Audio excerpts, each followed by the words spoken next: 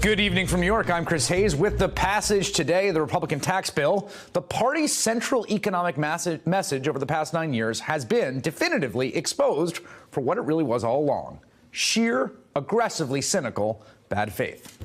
The next time a Republican tells you the deficit is their number one priority, you will know ahead of time that they are lying about that. Taking a victory lap outside the White House this afternoon, Republicans celebrated their single big legislative achievement this year, one they hope will keep them in power next fall. The president is already taking credit for boosting the economy into overdrive.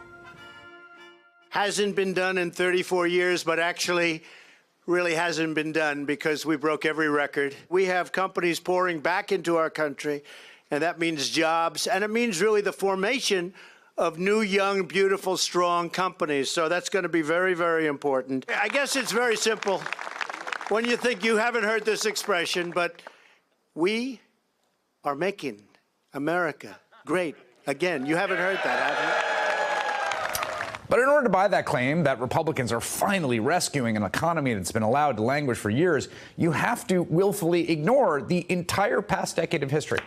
Because this president would not be enjoying the favorable conditions he's taking credit for now if it weren't for the extraordinary steps taken by his predecessor, President Barack Obama. Steps that were, of course, blocked and undermined at every turn by Republicans in Congress.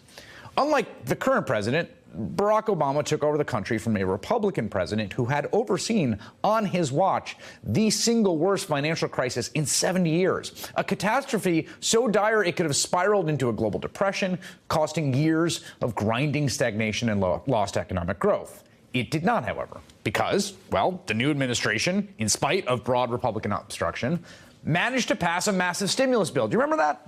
And here's the thing about that stimulus bill. It included substantial tax cuts for middle-class and working-class families. For most people, listen to this, the bottom 3/5 of earners, those tax cuts that were in the much-hated stimulus were bigger than what is in the current Republican bill that got passed today.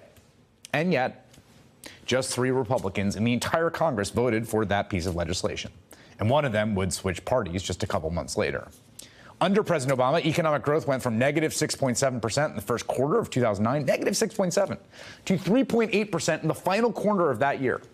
That's better, by the way, than the most recent quarter under President Trump, with the economy supposedly booming. In the face of massive Republican resistance, Democrats went on to re-regulate the big banks to help prevent another crisis. They also overhauled the healthcare system, allowing 20 million people to gain insurance. All of these measures were flawed, to be sure, sometimes deeply so. But they made an enormous cumulative impact on the stability of the economy.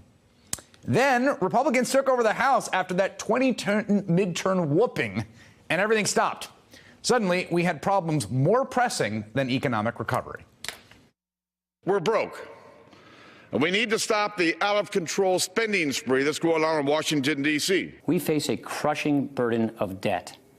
The debt will soon eclipse our entire economy and grow to catastrophic levels in the years ahead. After years of discussions and months of negotiations, I have little question that as long as this president is in the Oval Office, a real solution is probably unattainable.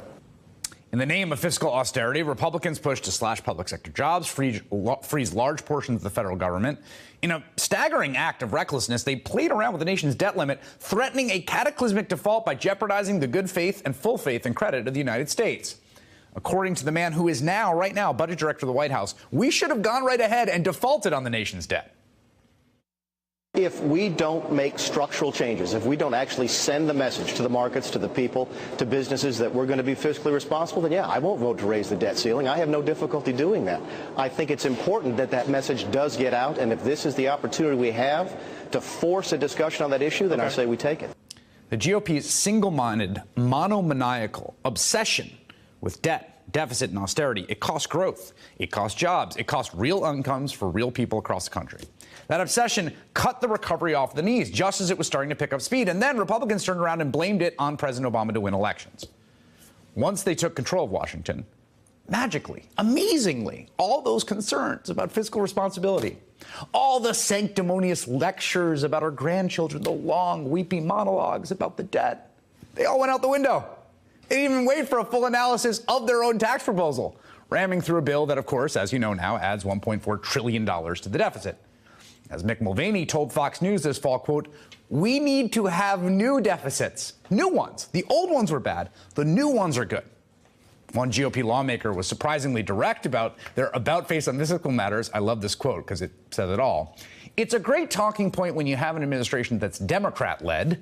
It's a little different now that Republicans have both houses in the administration. So without concerns about the debt holding them back, which, by the way, they're probably right on that, Republicans were free to funnel billions of dollars to their donors, to their future heirs, and into their own pockets. It will be an incredible Christmas gift for hardworking Americans. I said I wanted to have it done before Christmas. We got it done. I want to thank all of the leaders.